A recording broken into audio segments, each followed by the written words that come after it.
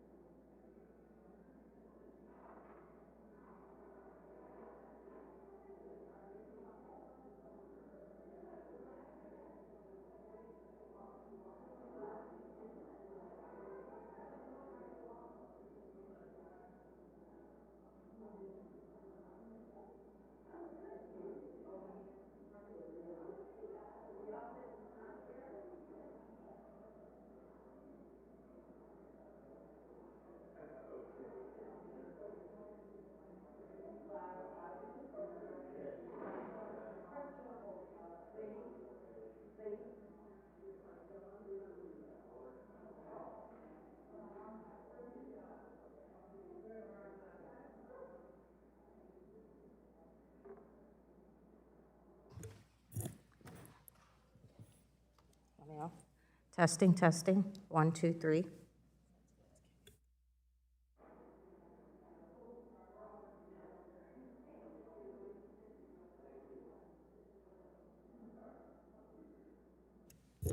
Test, test. 1, 2, 3.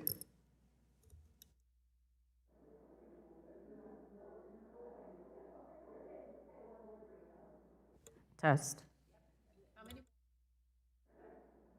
Testing. Testing.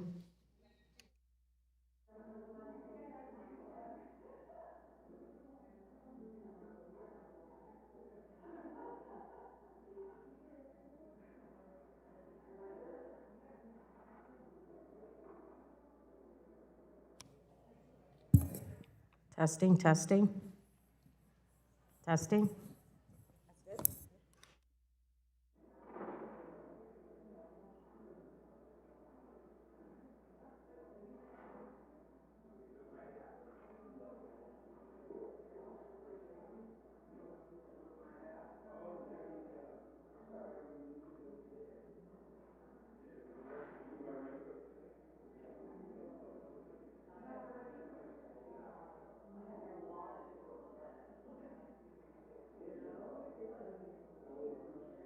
Test, test, test. Witness mic. 1, 2, 3. 1, 2, 3. Testing, testing, testing. 1, 2, 3. Test, test, test.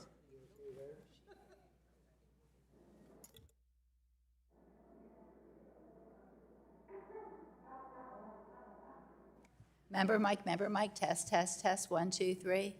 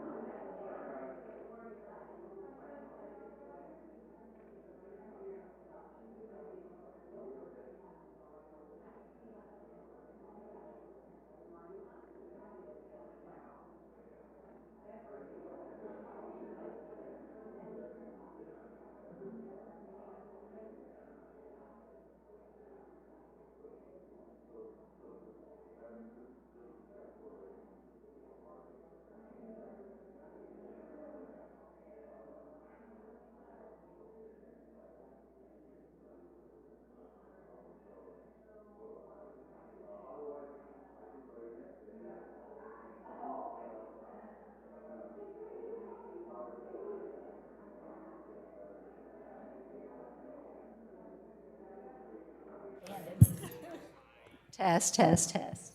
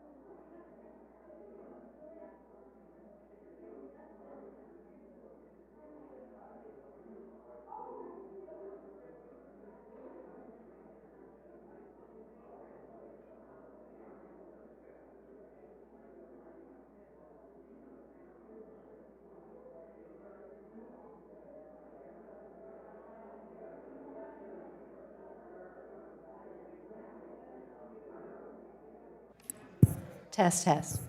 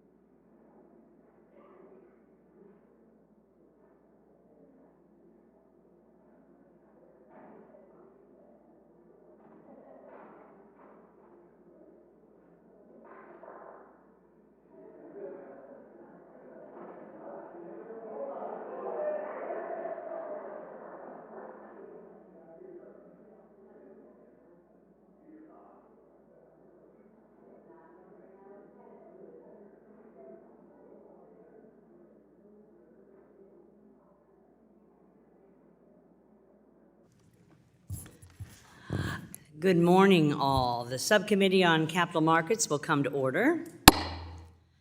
Without objection, the chair is authorized to declare a recess of the committee at any time, and this hearing is entitled Examining the Department of Labor Fiduciary Rule, Implications for Retirement Savings and Access. Without objection, all members will have 5 legislative days within which to submit extraneous materials to the chair for inclusion in the record. Before I give my opening statement, I just want to mention that we've opened an overflow room for additional seating in 2220. So anyone who would like to go upstairs to Rayburn 2220, we have seating there for you. I now recognize myself for 5 minutes to give my opening statement. Thank you all for joining us today for this very important hearing, which addresses a crucial issue affecting the accessibility of affordable and dependable retirement investment advice for millions of low and middle income Americans. America is facing a retirement savings crisis. A 2023 Federal Reserve report highlighted that nearly 28% of working adults have zero retirement savings. Washington needs to empower individuals to save for retirement, not make it more difficult. Sadly, the Department of Labor's latest proposed fiduciary rule will do just that. Disguised as an attempt to eliminate so-called junk fees, the Biden administration's proposal would push retail investors out of transaction-based investment accounts into fee-based investment accounts. Millions of Americans prefer the low costs of transaction-based accounts because they want a one-time, affordable, high-quality financial advice. Should this proposal be finalized, it would leave millions of Americans who are just starting their retirement savings journey without access to sound financial advice, resulting in higher costs, lower choices, and reduced service. This proposal is the Department of Labor's fourth attempt since 2010 at disrupting the client-advisor relationship. Department of Labor was forced to withdraw their first proposal after receiving a flood of opposition from retirement savers and broker-dealers. Then they lost in court twice when they tried to revive this harmful proposal.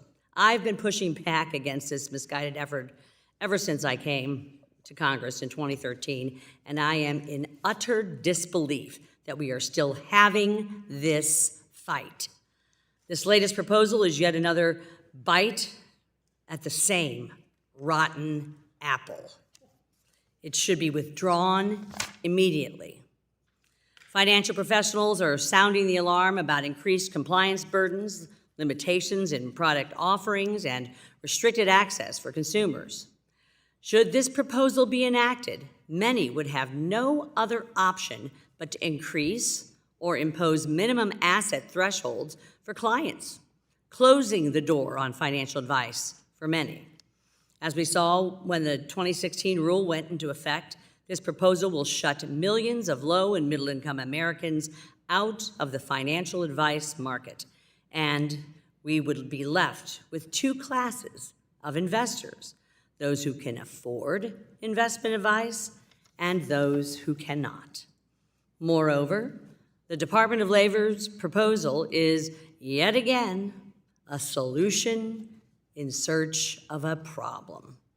Existing federal and state regulations, like the SEC's Regulation Best Interests, Reg BI, and the National Association of Insurance Commissioners' Best Interest Standard for annuity sales, have been established to safeguard consumers seeking financial advice.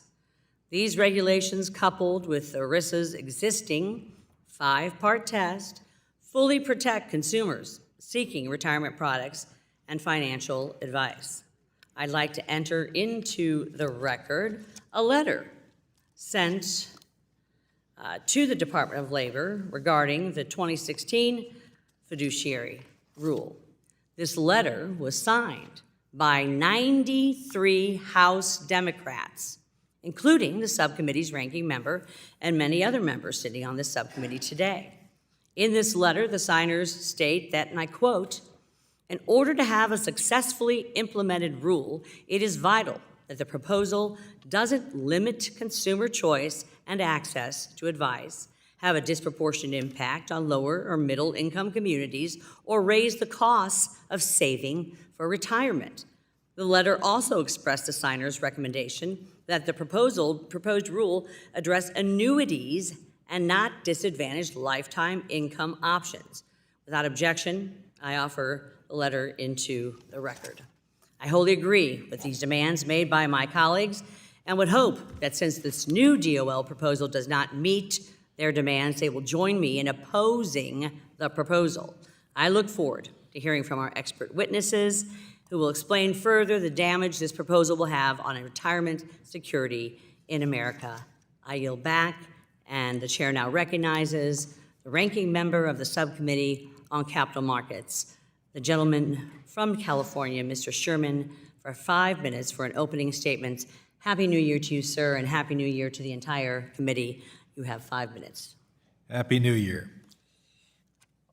The chair is correct. We do have a problem where people have not saved and are not able to save for their retirement.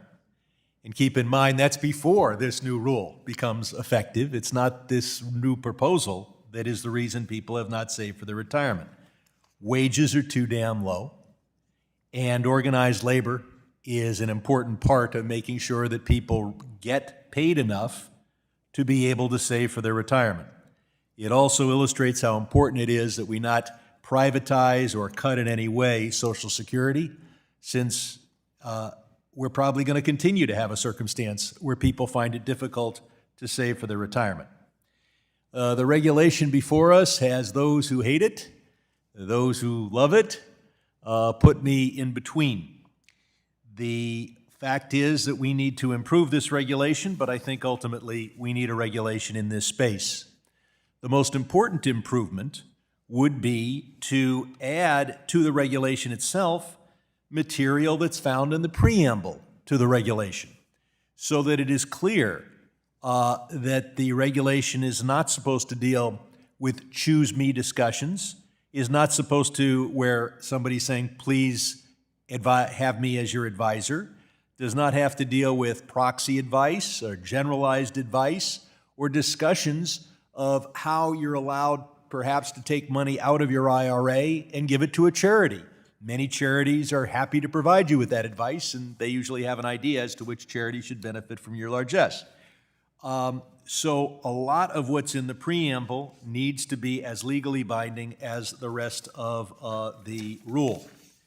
We see an incredible balkanization of regulation designed to protect investors. We have 3 different committees of Congress involved: the Ag Committee, the Labor and Education Committee, and ourselves, all involved. And when it comes to dealing with retirement funds, we get 3 different agencies of government involved. We get the SEC, we get the Department of Labor, which is why we're here today, and we also get the Department of Treasury, which, as I understand it, has not bothered to adopt any regulations, in spite of the fact that it solely has jurisdiction over protecting your IRA. So we have best interest regulations in most of this space. What are the exceptions? Well, there's an exception when you have a guaranteed insurance product. Now, that is subject to state regulation, which requires best interests. If you're in one of the 40 states that has followed the rules of the National Commission of Insurance Regulators, that is to say, the National Association of Insurance Commissioners. The second area you have is where there's going to be an investment in something that is not classified as a security. That includes some insurance products. It also includes commodities when you're investing in from your IRA, because the Department of Treasury has chosen not to impose any national regulations there. And then finally, because money in your IRA doesn't benefit from these protections, what becomes very important is the decision to move your money from your employer's ERISA plan to your IRA. And it is that decision that is an important part of the proposed regulations. I think the states have done a good job of regulating insurance products, but I'm concerned when there are 10 states that don't follow the National Association of Insurance Commissioners models, because they may not only fail to provide support for their people in their own state, but you may have an ERISA plan headquartered in Delaware. You may have an insurance agent or a broker or company in Delaware, and if Delaware for some reason isn't part of this, the retirement funds of somebody in my state may be implicated. So we ought to require the best interest of the investor to be protected, and we've got some loopholes to fill, and I yield back. The ranking member yields back, and today now we'd like to welcome the testimony of Mr. Jason Berkowitz. He is the Chief Legal and Regulatory Affairs Officer at the Insured Retirement Institute, IRI. Mr. Mark Caden. Mr. Caden is a CEO of Finseca.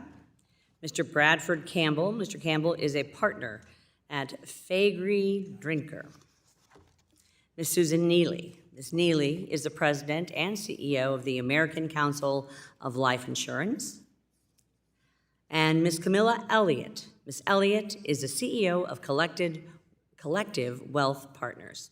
We thank each of you for taking the time to be here. Each of you will be recognized for 5 minutes to give an oral presentation of your testimony, and without objection, each of your written statements will be made part of the record. Mr. Berkowitz, we'll start with you. You are now recognized for 5 minutes to give your oral remarks. Good morning, Chairman Wagner, Ranking Member Sherman, Chairman McHenry, and members of the Capital Markets Subcommittee. My name is Jason Berkowitz, Chief Legal and Regulatory Affairs Officer for the Insured Retirement Institute. IRI is the only trade association that represents the entire supply chain of the insured retirement industry, including insurers, distributors, asset managers, solution providers, and others. Before I begin, I want to thank the chairwoman and many others of other members of the subcommittee for your longstanding commitment and dedication to ensuring that individual investors are protected by standards that serve their best interest without depriving them of access to valuable financial products and services. And thank you for the opportunity to appear before you today. I am eager to share our views about the DOL's so-called retirement security proposal. Retirement savers face many risks as they strive for financial security in their golden years, not the least of which is the risk of running out of money. Protected lifetime income products help them manage this risk, and professional guidance helps them acquire and use these products appropriately. Congress recognized this when it enacted the Secure Act and Secure 2.0, bipartisan laws designed to enhance our nation's private sector retirement system by expanding access to these valuable products and services. Contrast this with the DOL's proposal, which is functionally equivalent to its 2016 rule, and like that rule, will harm millions of low and middle income retirement savers, especially those in communities most impacted by the wealth gap, by depriving them of access to the products and services they need to achieve a secure and dignified retirement. Retirement savers should be able to select their preferred source of professional guidance to help them prepare for retirement, and to choose retirement savings strategies and products that best fit their individual needs. The DOL's proposal would deprive many retirement savers of this opportunity to make their own choices. To be clear, we believe all financial professionals should be required to act in their client's best interest when providing such guidance, as they are already required to do under the SEC's Regulation Best Interest and substantially similar rules that have been adopted by now 41 states and counting. IRI has supported these important measures which provide regulators with the tools they need to protect retirement savers and appropriately address the conduct of bad actors. With these rules being actively enforced, the The DOL's proposal, as the chairwoman noted, is a solution in search of a problem. Most financial professionals are good, hardworking people who want to do right for their clients. If bad actors are exploiting regulatory gaps to harm retirement savers, regulators should seek to address those gaps through precise and targeted rulemaking. While the department has hypothesized and speculated that retirement savers could be hurt, it has produced no evidence that any of these theoretical regulatory gaps are actually being exploited to harm retirement savers. Without such evidence, a targeted approach is impossible, so the DOL has instead proposed to completely upend the existing regulatory framework. But why? As stated in the proposal, the DOL believes it, as opposed to other regulators, is uniquely positioned to effectively protect retirement savers. But ERISA only allows the DOL to regulate the conduct of fiduciaries, so it must shoehorn more financial professionals into fiduciary status, regardless of whether that standard is necessary or appropriate in any given search situation. The proposal would cause nearly any interaction with a retirement saver to trigger ERISA fiduciary status, which is often described as the highest standard under the law. ERISA fiduciaries must act solely in the interest of the plan for the exclusive purpose of providing benefits to participants and beneficiaries. This goes far beyond a best interest standard, and as a federal appeals court recognized when it rejected the DOL's 2016 rule, should apply only when there is a special relationship of trust and confidence.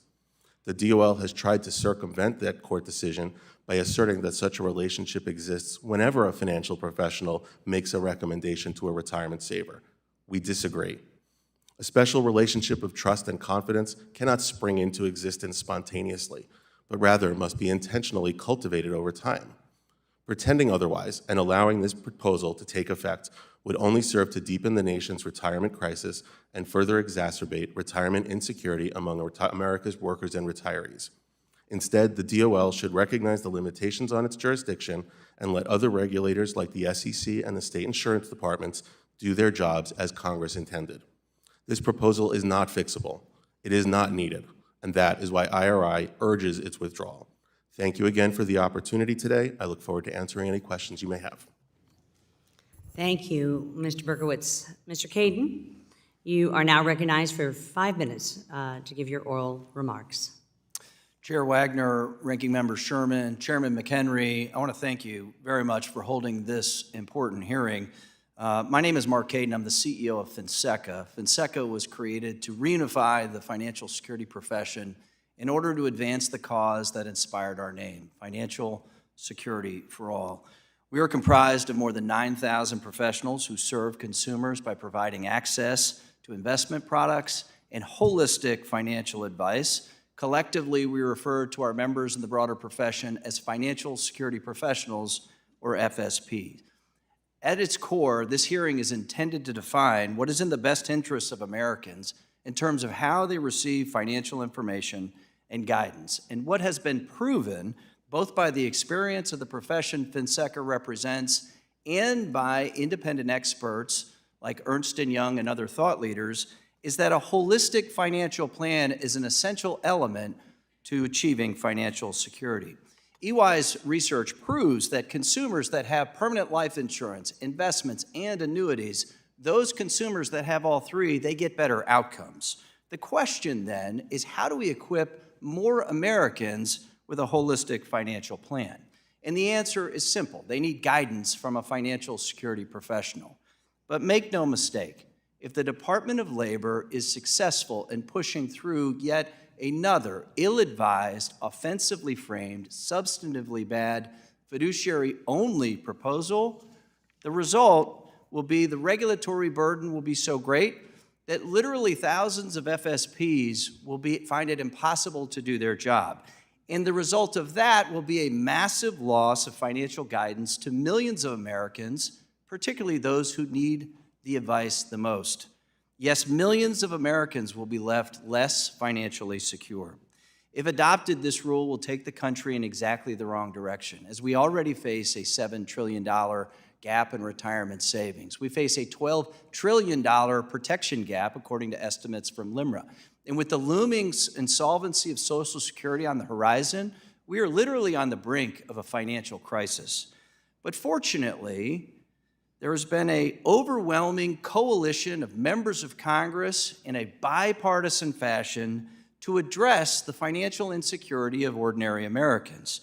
And with the support of both the current and former presidents of the United States, you've enacted important pieces of legislation like the Secure Act and Secure 2.0. And frankly, I want to thank every single member of this subcommittee, because not a single one of you voted against these important pieces of legislation.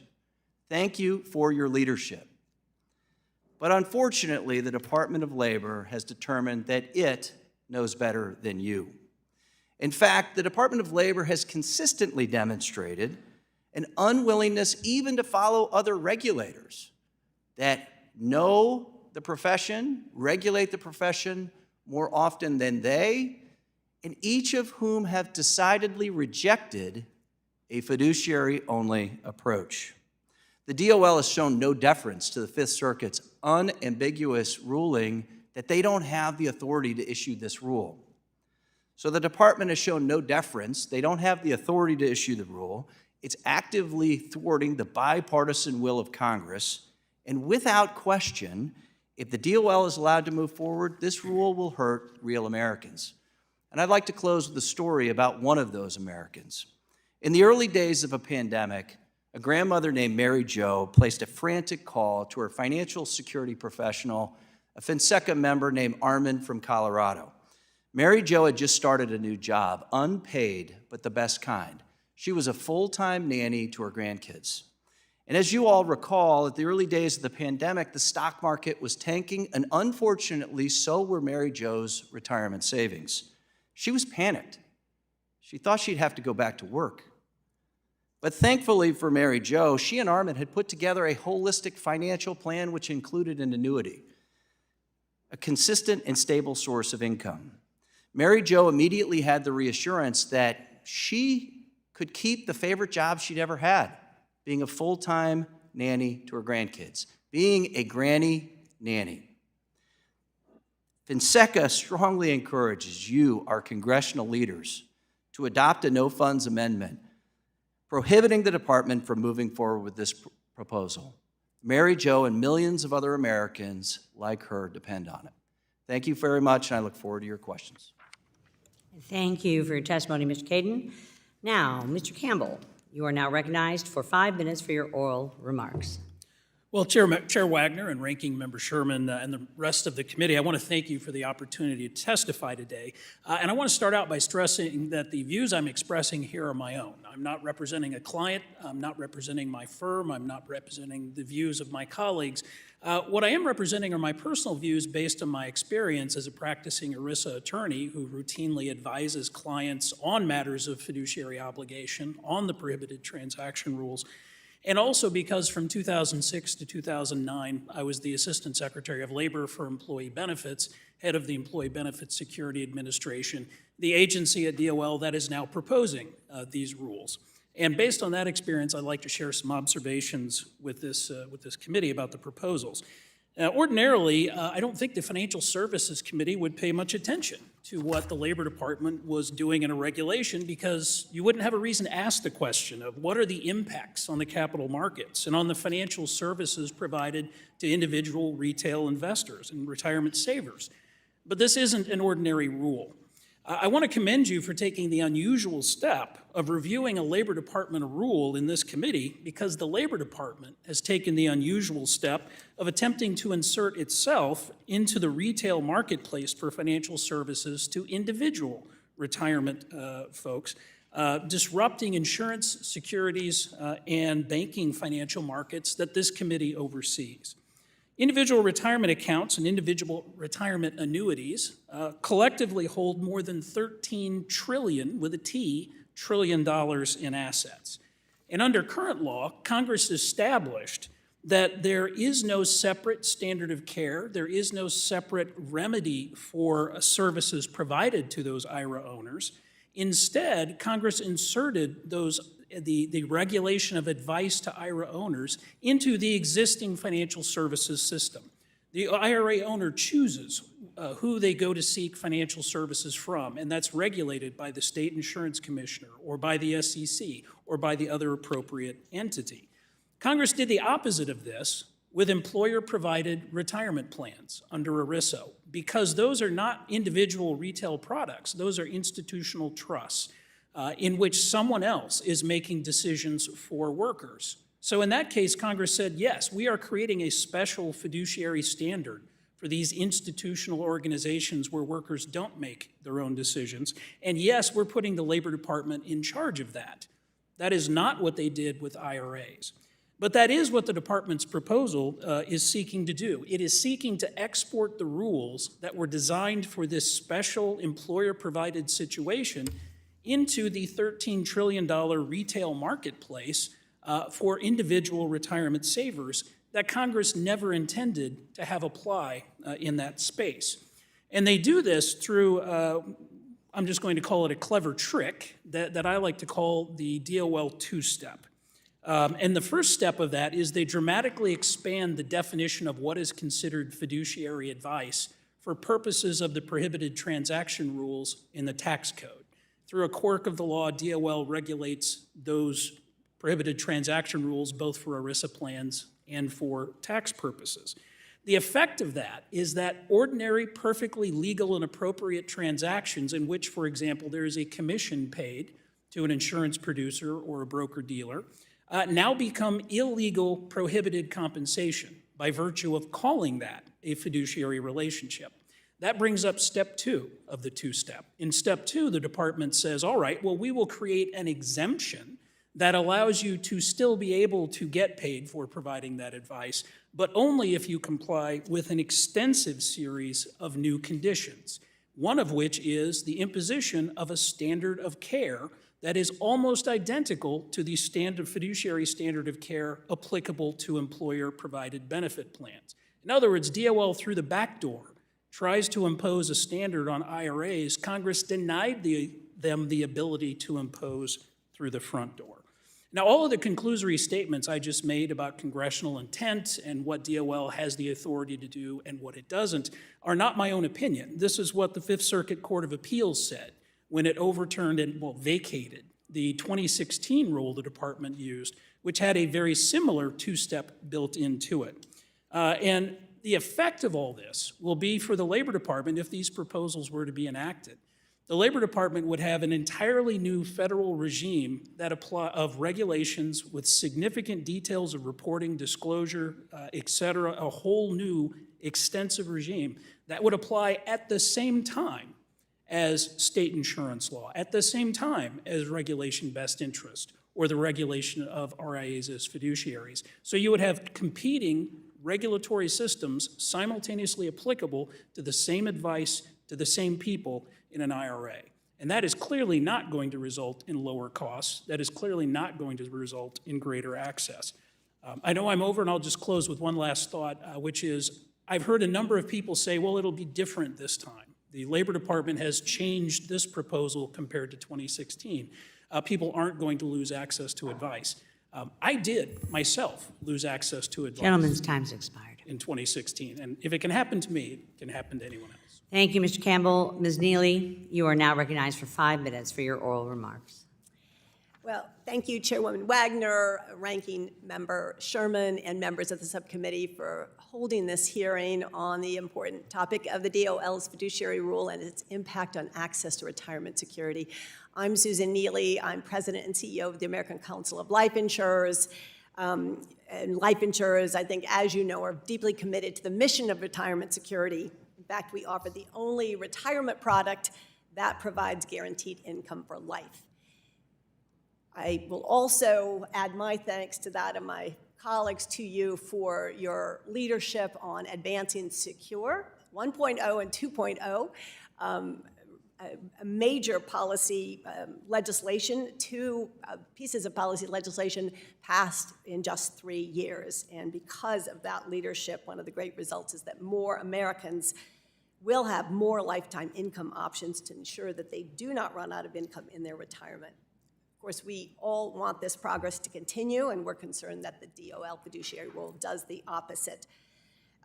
Clearly, from the opening remarks, the chairwoman and ranking member cite important data that outlines and articulates the retirement security gap that we face in this country.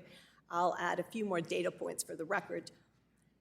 We are at a point now in 2024 to 2027 that a record number, the largest number of Americans in our history, will turn 65.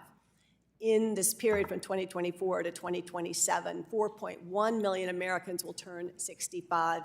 That calculates into 11,200 people per day, peak 65, if you will. Many of these folks lack sufficient protected income in retirement and face financial insecurity. Other data points, in today's workforce, 3 out of 5 small employers, those with 99 or fewer employees, rely on life insurers for employment-based retirement plans, and more than 15 million annuity-based IRAs held by individuals. Despite the fact that 82% of full-time civilian workers are offered an employer-provided workplace retirement plan, only 40% of part-time workers have access to workplace savings. Federal Reserve data show that Black and Hispanic savers have saving rates that lag significantly behind their white counterparts, and various sources affirm that women have inadequate savings for retirement, even though, as our actuaries tell us, we're going to live longer. I'm not sure we needed the actuaries to tell us that, but that is the fact. While Congress and the President have advanced policies, 2 different Congresses and 2 presidents have advanced policies to help close the retirement savings gap, DOL's fiduciary rule threatens to do the opposite. Expanding the definition of an investment advice fiduciary will hurt those who need retirement security most by creating a barrier between low and moderate income savers and financial professionals. DOL, as the chairwoman said, has been trying to do this since 2010 with 4 attempts. The 2010 rule was withdrawn in response to over 100 bipartisan House and Senate members of Congress. Their second attempt in 2015 was vacated by the Fifth Circuit Court of Appeals, and today the DOL is proposing a more expansive rule, even though the landscape has changed with additional enforceable consumer safeguards in place by the SEC through their regulation best interest and the National Association of Insurance Commissioners' best interest standard. These new standards are enforceable and they are real. The new consumer protections require a financial professional to act in the best interest of the consumer without placing his or her interest ahead of the consumer, all while continuing to provide guidance. And yes, there are 41 states that have already adopted this enhanced consumer protection. That represents 77.6% of US consumers. And I can assure you, because we stay close to this at ACLI, the rest of the states are going to follow soon. If not 100% by the end of 2024, we'll be close to 100%. So it's not stopping with 41. The states have oversight that is consistent with the 1945 McCarran-Ferguson Act. The law entrusts states to regulate the business of insurance. The DOL has no authority to regulate the conduct of agents compensated solely for the sale of insurance products. So in closing, I'll just return to the most important point. The DOL's proposal will have a negative impact on retirement savers. This is fact. Before the Fifth Circuit vacated the 2016 rule, the response to the fiduciary-only regulation resulted in more than 10 million Americans' workers' accounts with $900 billion in savings. As Brad said, it's real, losing access to professional financial guidance, according to a 2018 Deloitte study. Life insurers have opposed the DOL's efforts to expand the definition of fiduciary, not because it would preserve a so-called profitable status quo, as some of our critics assert, but because it is unnecessary, ignoring substantive consumer protections that have been implemented in the last 3 years and would ice out Americans who rely on financial professionals. Thank you for this opportunity. We thank you, Ms. Neely. Ms. Elliott, you are now recognized for 5 minutes for your oral remarks. Good morning, Chair Wagner, Ranking Member Sherman, and members of the subcommittee. Thank you for the opportunity to testify on behalf of CFP Board in support of the Retirement Security Rule. I am Camila Elliott. I served as the 2022 chair of CFP Board, the professional organization that certifies more than 98,000 CFP professionals. CFP Board has a fiduciary standard that applies to all financial advice, including one-time sales recommendations. CFP professionals work for broker-dealers, investment advisors, and insurance companies.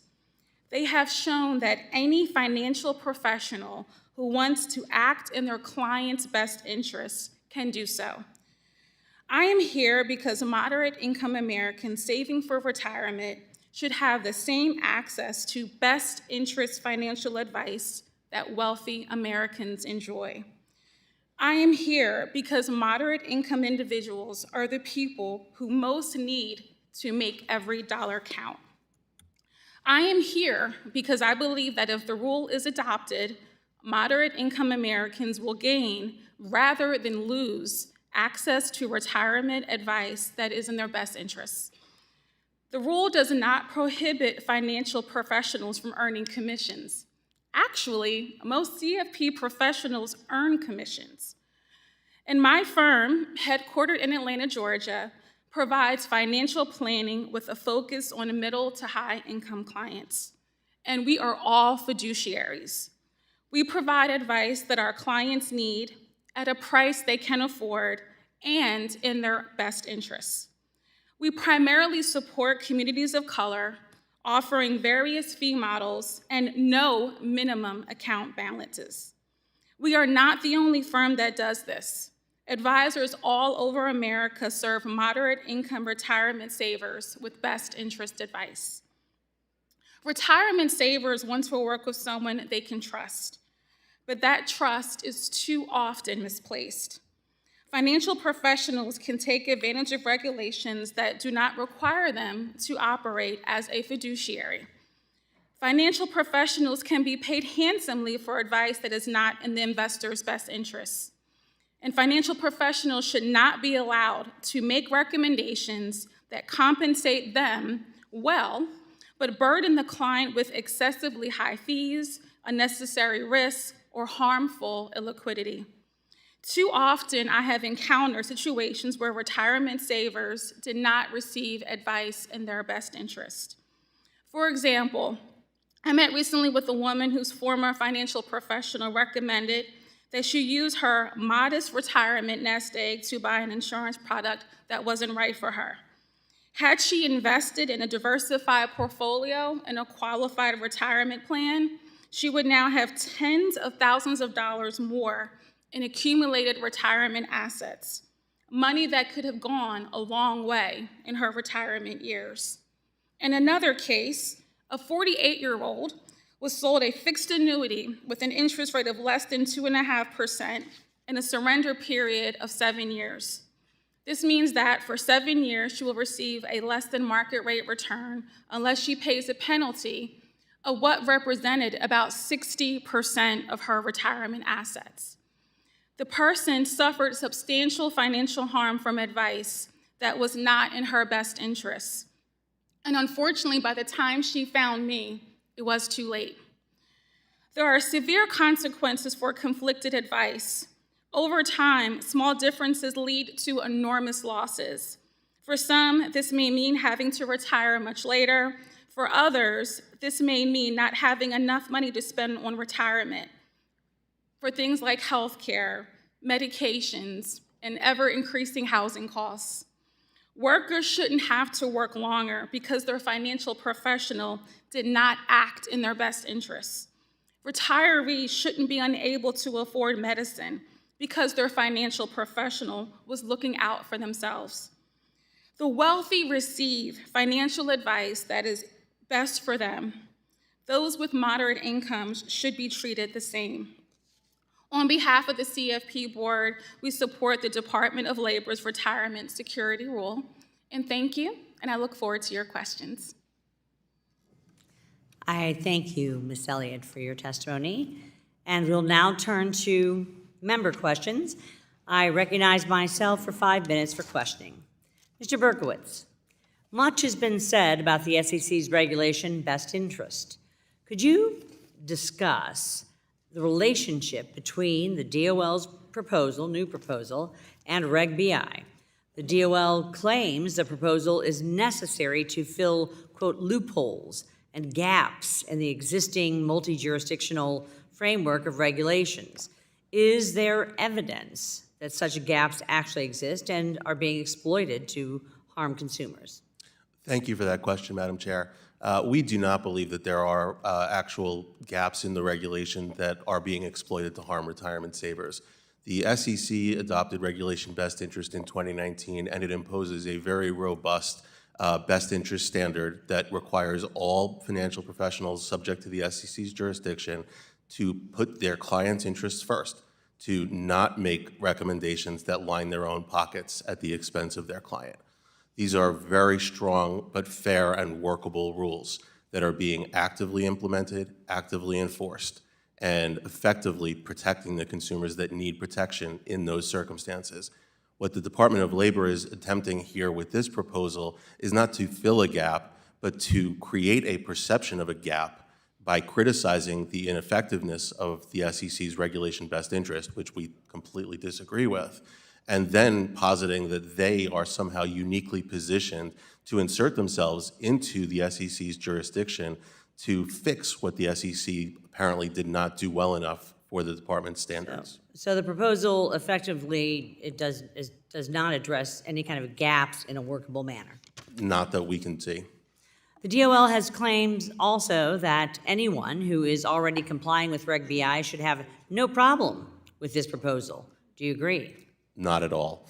There are significant and extensive conditions built into the exemptions within this proposal that would go well beyond the requirements of Regulation Best Interest, extensive disclosure obligations beyond what the SEC determined to be necessary and appropriate, draconian disqualification provisions that would drive people to leave, force them out of the business for a decade for totally unrelated activities, and a host of other issues. And costs, a lot more. Significant costs. Mr. Caden, in the rollout of the fiduciary rule, the DOL and the White House characterized the compensation your members received as junk fees. Can you explain how your members are compensated and how the administration is wrong to characterize their compensation as junk fees? They are compensated both by fees and through commissions. Both are appropriate compensation models that provide consumers with choice. I think the department is on an ideological crusade over the last 13 years to effectively ban commissions. That's why they continue to come back and back and back with regulations that are so punitive that it will literally make it impossible for our members to do their job. Ms. Caden, the average 401k balance in my district, Missouri's 2nd District, is around $100,000.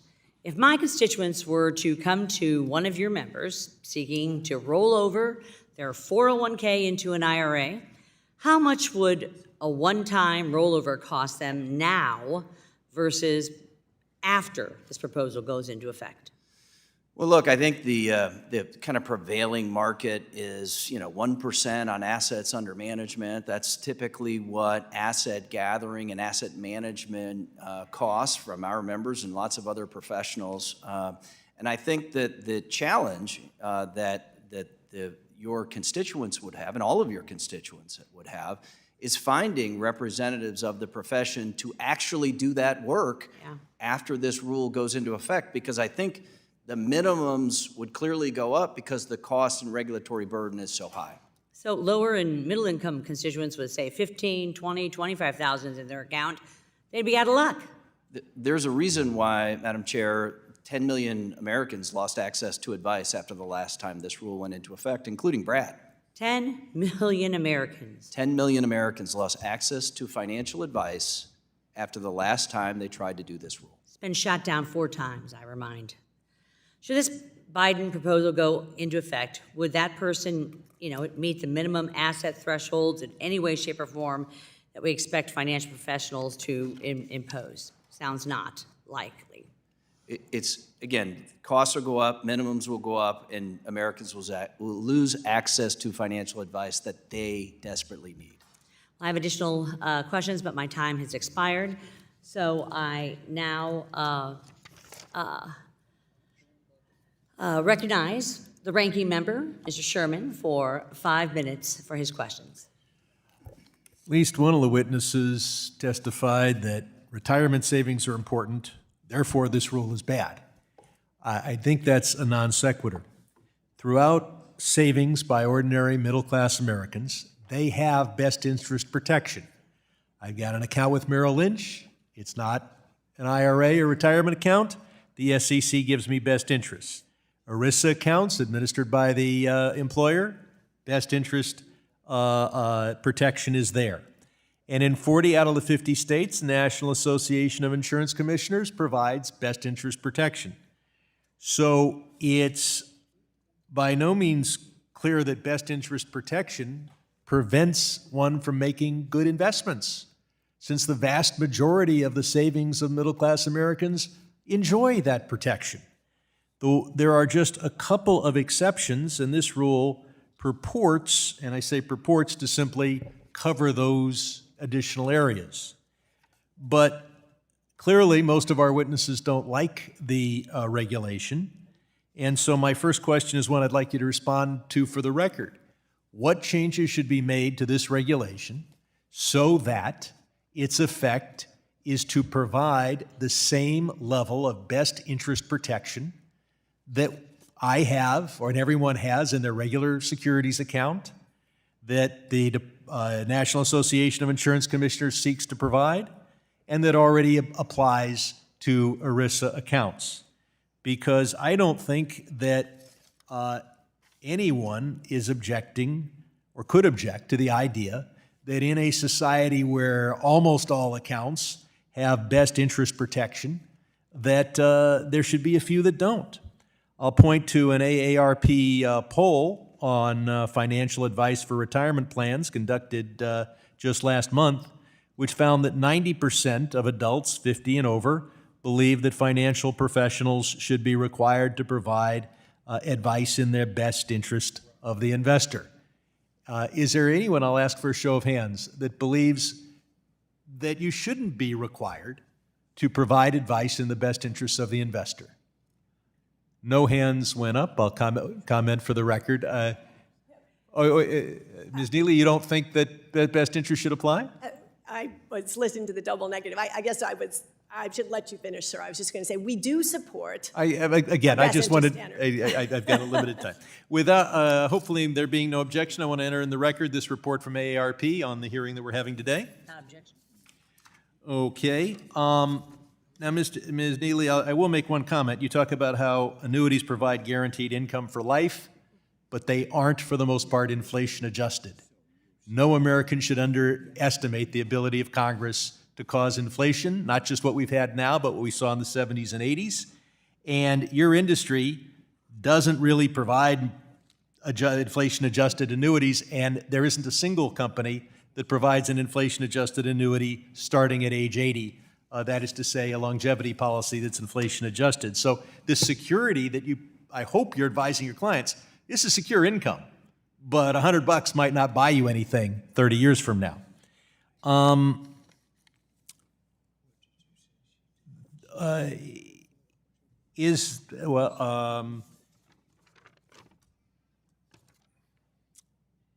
Let's see. Well, does Ms. Neely, is there a problem with providing the same? Well, if we just had the Department of Treasury require that the same standards that apply in 40 states with the National Insurance Commissioners apply to all 50 states, would that be a problem for your industry?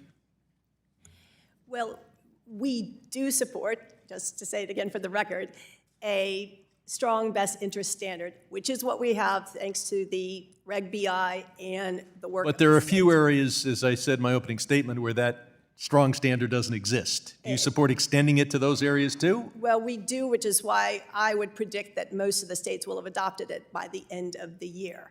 So, but what I would further say is that what the Department of Labor has proposed goes beyond that. And that's why I've asked for the written comments of everybody on this panel. How do we get these regulations to do what I think we all agree, and that is we should have the same protection across the board that we enjoy in most of the economy. With that, my time has expired. Gentleman yields back. The chair now recognizes the gentleman from Oklahoma, Mr. Lucas. Thank you, 5 Madam Chair. minutes. And thank you to the witnesses for appearing before the subcommittee today to discuss the consequences of the Department of Labor's fiduciary rule. First, I'd like to discuss how we arrived here. The Department of Labor proposed a fiduciary rule back in 2015, which was finalized in April 2016.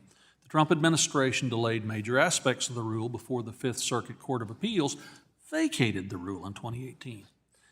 At that time, the court held that the Department of Labor overstepped its authority. Mr. Campbell, could you explain and expand on the similarities between the rule that was vacated and this proposed rule? Thank you, Mr. Lucas. That's an excellent question because the Labor Department says this time we've done it differently. This time we've narrowly tailored our proposal to correspond to the Fifth Circuit's ruling. But if you look at what the proposal actually does, yes, they use different words to describe the test, but it applies to exactly the same universe of people. In fact, it even applies more broadly because the current proposal doesn't contain some of the exceptions that were in the 2016 proposal.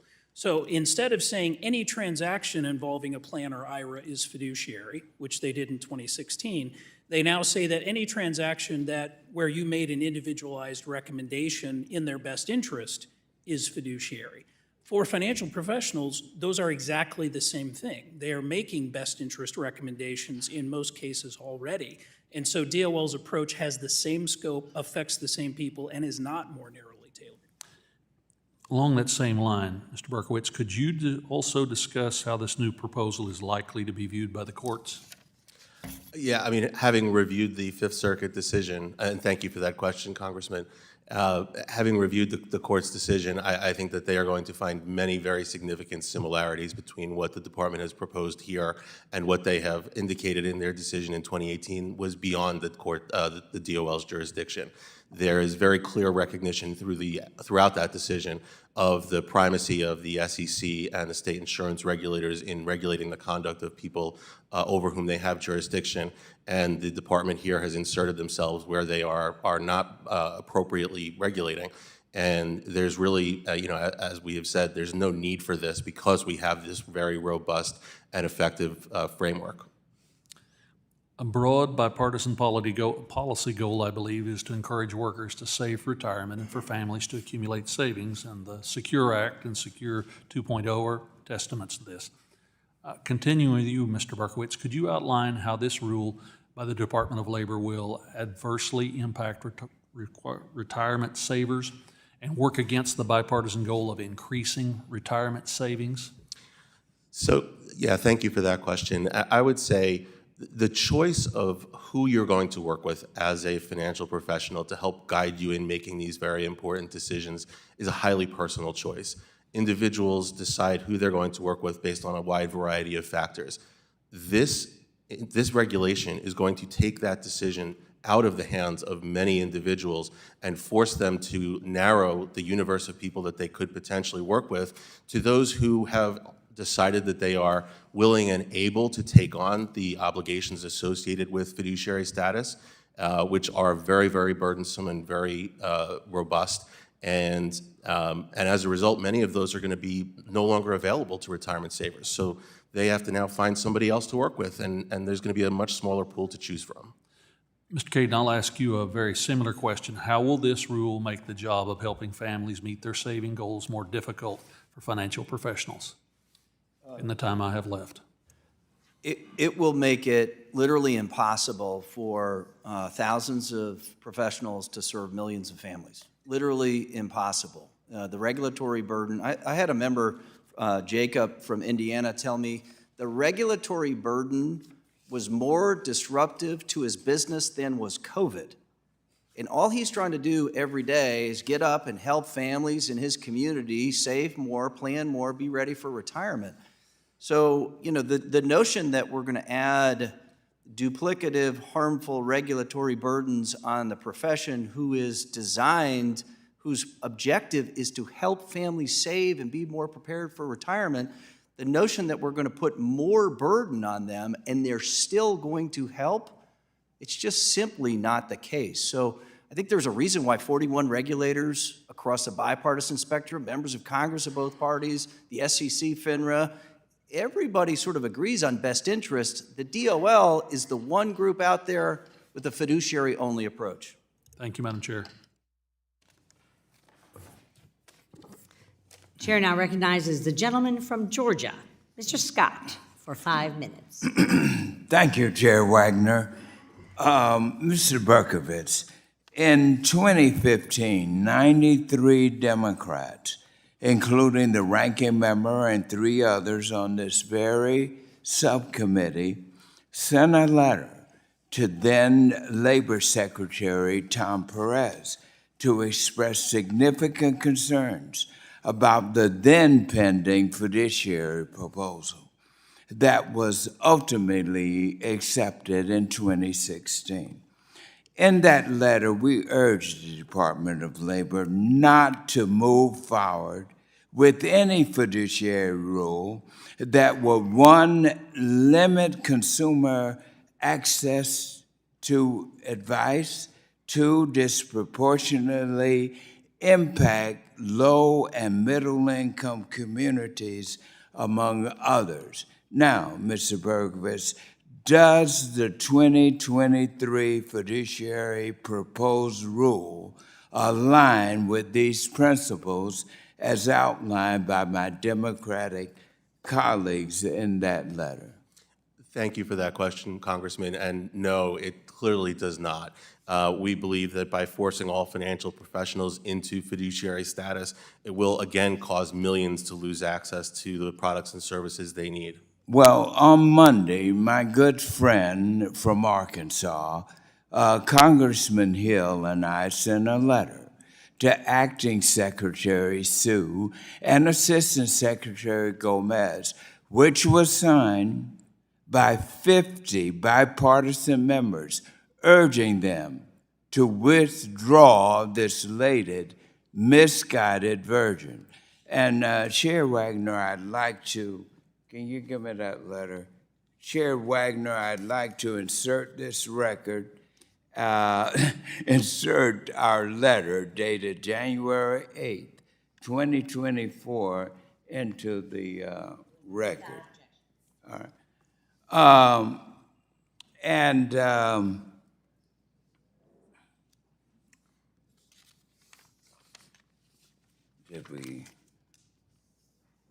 Does the DOL proposal allow foreign courts to make determinations about on individual actions unrelated to their businesses that would impact an entire financial institution's ability to use certain prohibited manners?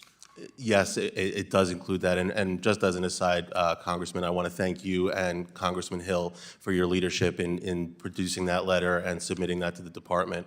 To answer your question, the proposal does include a very, very draconian disqualification provision that would rely and defer to federal foreign courts in countries that may not have all of the same due process protections that we enjoy here, and could be unrelated to the provision of retirement advice. And we did this because the SEC, and not the DOL, was the best place in our government to study how we can effectively harmonize standards, placing the least burden on not just the industry, but also the everyday retirement savior.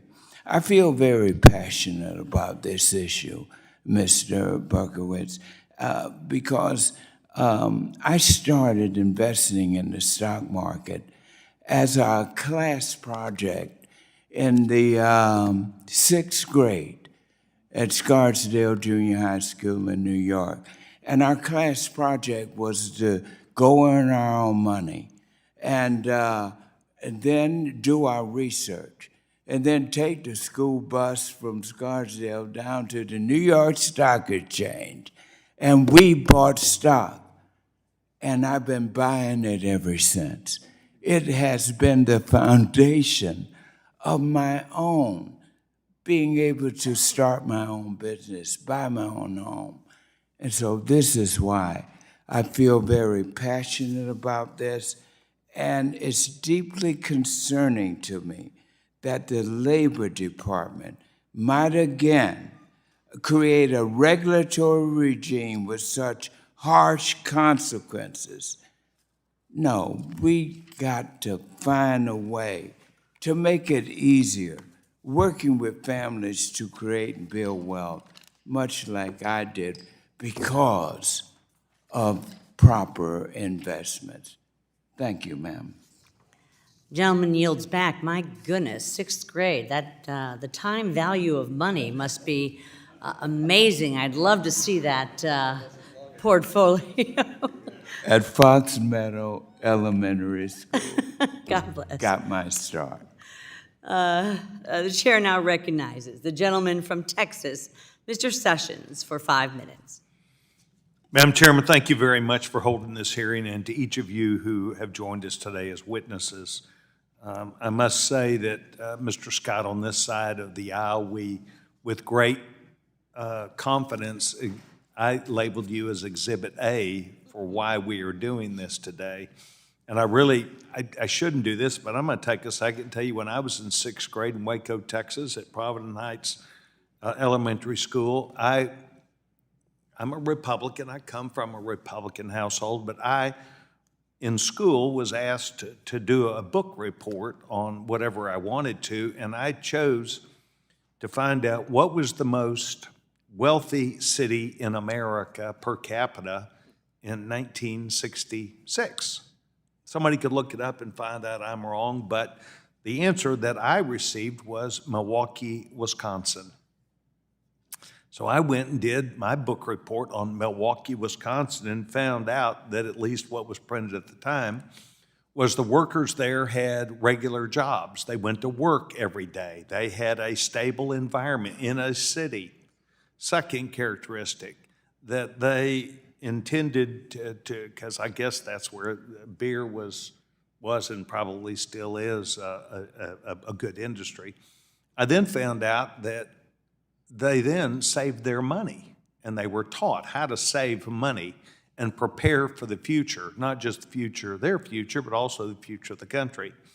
That they had a stockbroker who was there, who advised them, and one person talked to another, who talked to another, and they were pushing the stock that was called IBM. And that IBM, in its infancy back then, was producing wealth as an industry. And that was the book report that I gave in sixth grade about Milwaukee, Wisconsin, about savings, about planning for your future. And then there were several articles at the time. Now, I'm sure somebody is going to go and look this up and tell me I was wrong by some margin, but Mr. Scott, I too received an education in school where we talked about our future, where we talked about savings, where we talked about capitalism, where we talked about being proud of who we are. The people who are here before us today represent industries that I have bought into. Ms. Neely, I have been a proud supporter of the insurance industry because I have used them. And notwithstanding, perhaps not everything is perfect about the industry, but I knew what the rules were. And those rules that I was willing to buy into, I played out. Each of you, Mr. Berkowitz, I too play in the stock market. I too put my money in and try and pay attention, and I also have a professional that I talk with who does it for a living. And I'm not I don't have it made. I've never missed a day of work ever in my life. But it's part of capitalism, it's part of America, and if the government really handles its business correctly and lets the free enterprise system work and the rules and regulations that are balanced, the next generation will receive the same advantage we did. I wholeheartedly believe that what you hear today is a story where we're also complimenting each of you for standard bearers of not just an industry, but a free enterprise system and capitalism, where people can have confidence. I think the world recognizes America gets it right. And it doesn't mean everything's always right. I think Congress causes more problems sometimes than the advantages it creates. But with that said, I want to thank each of you for being here. I think our young chairwoman held this hearing because she too views it the same way you do, and that is where there's a balance in a marketplace, it's an advantage for tens of millions of people.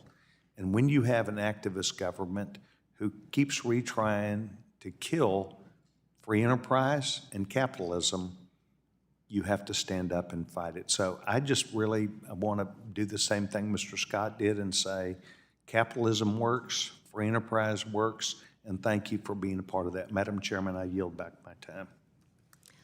This very young chairwoman.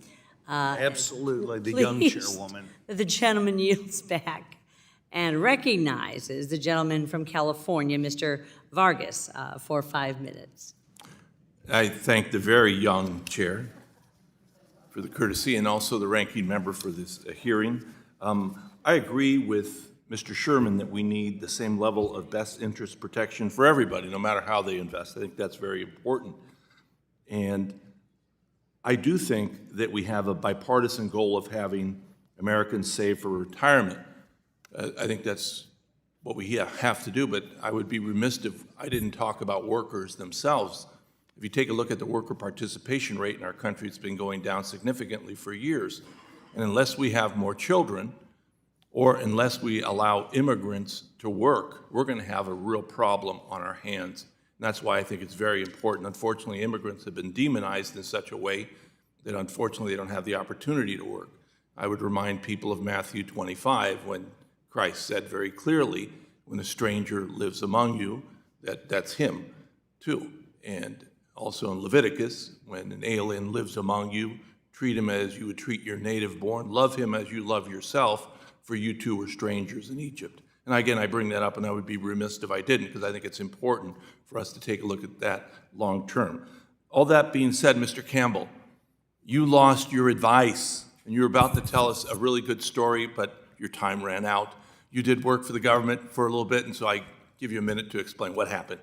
Well, yes, indeed. So I have, amongst my retirement savings, fortunately, it was not my only retirement vehicle, but I had a relatively small balance IRA. I still do have this IRA. And I had placed it with a broker-dealer on a transactional commission basis on purpose, because it's a long-term savings vehicle. I don't trade frequently, and paying an annual fee would be an inefficient way, an inexpensive way to get those services.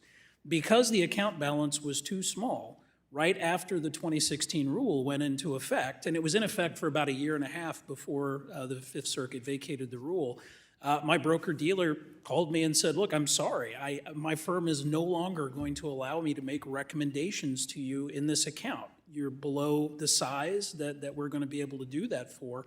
And as a result, we'll take your orders, but we can't help you with recommendations. Okay, and clearly that's what I know the number of you believe. So I appreciate that, okay. But I do want to ask you this, or for anybody, I mean, when the issue of best interest went up, the question Mr. Sherman asked everyone except for you, Ms. Neely, said yes, and I think you did it mistakenly because of the double negative nature of the question. But I do think that you all believe that there should be a best interest of the client, of the investor. Is that not the case? Absolutely. And I think, Ms. Neely, I don't want to put words in your mouth, but I think that you said that these other states that have not yet taken up that standard should, and that they probably will, right? So, Ms. Elliott, what do you think? Is that enough, or is it not? I don't think, I think having financial professionals work in their best interest is a requirement. For me, personally, in my experience, and Mr. Campbell, you can always call Collective Wealth Partners. We're always happy to help you with your IRA. There you go, right there. We do not have account Solving minimums. problems right here. But one of the things that I think is important is, I've seen the harm done. And I want to address a couple of things that were stated, is that there's belief that it will remove access to competent planning for low and middle income Americans, and that's not the case. One of the things I want to share and put on record is that the CFP board added in 2018 that all professionals must act under the fiduciary standard. We've had an increase of 23% more CFP professionals since that was enacted. So more and more financial professionals are joining and helping American savers be able to retire. Okay. Well, would anyone else comment about that? I think there's a difference between a best interest standard and a fiduciary-only approach. And I think the best interest standard that we are all in violent agreement with is 41 states, the SEC, the NAIC, FINRA, and as Susan said, we fully expect and are actively working to get 50 states to adopt a best interest standard. But a fiduciary-only approach basically has the practical effect of banning commissions.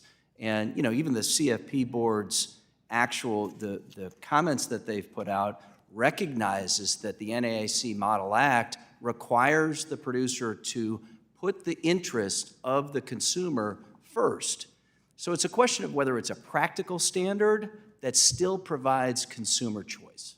My time's up. I thank the chair, the very young chair. Thank you. Gentleman yields back. The chair now recognizes the gentleman from Michigan, Mr. Huizinga, who is also the chair of the Subcommittee on Oversight and Investigation, for 5 minutes.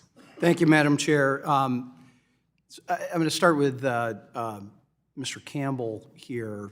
You had worked at the Department of Labor, 06 till when? I was at the department from 01 to 09, but I was the assistant secretary from 06 to. Okay, got it, okay. Where are the lawyers? Where the hell are the lawyers giving the DOL, much less the SEC, advice that they're coming back at an issue that the courts in the Fifth Circuit have already ruled on? I mean, they tried this in 2015. I happened to be chair in 2017 of this subcommittee and ranking member in 2019, where we had hearings on these. And I went back over and looked at my comments back then. And it's like Groundhog Day. Here we are again. And I'm curious how this is working internally, real quickly. I mean, it's a little rhetorical, but I do not understand how they can look at what has come out of the courts and take another run at this. I would agree with you. I think the Fifth Circuit decision was clear, unambiguous, and not particularly vague as to you don't have the authority, Department of Labor. Maybe those lawyers are off trying to track down hackers to their X accounts and all the other stuff, but they certainly don't seem like they're giving very good advice. I will, Ms. Elliott, because she brought it up, I will note that the research that I looked at, her taking over your IRA is going to cost about $250 an hour, according to her firm, correct? Yeah, she's nodding her head. Well, that is one of the various fee models. But okay, various models. Well, correct. So let's just do the addition on this. I happen to have a brother who was in the industry. He's now in real estate. I used to be in real estate. I made a living on commissions. So to put together any kind of financial plan for individuals is about $4,500. I got people in the 4th Congressional District that are coming in with $4,500, not having to pay someone $4,500 to go get expert advice. And Ms. Elliott, you've got a stellar background, Vanguard and a number of other places. I'm not assailing that at all. What I am saying, though, is this rule is going to take options away from people. I have a small IRA from when I was self-employed as a realtor, both a Roth and a regular. So, Mr. Berkowitz, in 2019, the SEC concluded that the Department of Labor's fiduciary role caused a, quote, significant reduction in retail investor access to brokerage services. Is this going to have the same impact? It absolutely will, Congressman, and thank you for that question. There's no question. This is a fiduciary for all approach, which is what the department has contemplated here, is very, very different from the best interest standard that has been talked about, that everybody here agrees with, and it will 100% cause people to lose access. So, Ms. Neely, you talked about the $7 trillion savings gap. I think somebody, it was Mr. Caden or Campbell, talked about that as well. I will note that by doing nothing in retirement, and with our Social Security system. The Social Security trustees have said that by 2033, there will be an automatic, by law, 23% cut to their benefits. 23% cut. So that $7 trillion is going to grow if we do nothing as a Congress, which is unfortunately the norm around here. We're trying to change that. But 2011, Barbara Roper, who now ironically works for the SEC, and Chair Gensler, who was with the Consumer Federation of America, testified before this subcommittee that a $2,000 a year investors are, quote, her quote, not that enticing a market, and there are not a lot of fee-only financial planners or fee-only advisors who are going to step in and provide those services, close quote.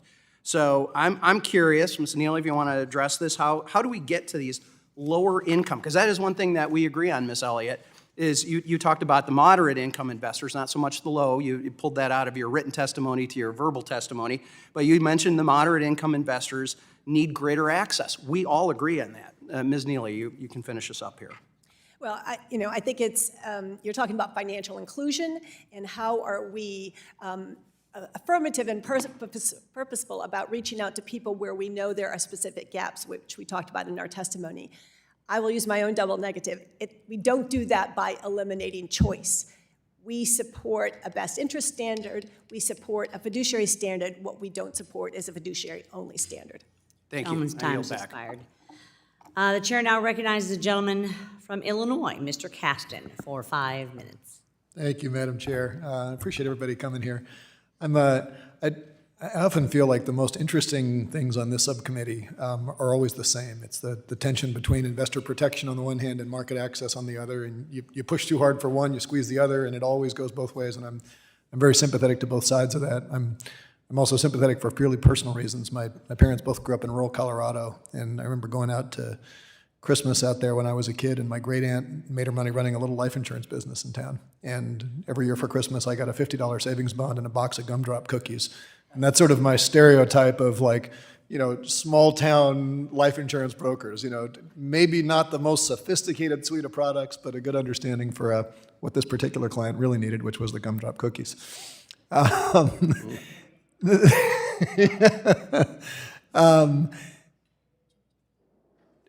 I want to start with you, Ms. Elliott, and I want to try to make sure I get some time to get both perspectives here. But can you just walk through, you'd alluded to some of this in your opening testimony, but I want to get your thought on what the gaps are in the current rules, and particularly the five-part test, the 1975 test from ERISA, of where some of those gaps are that you see we might need to work a little harder on investor protection.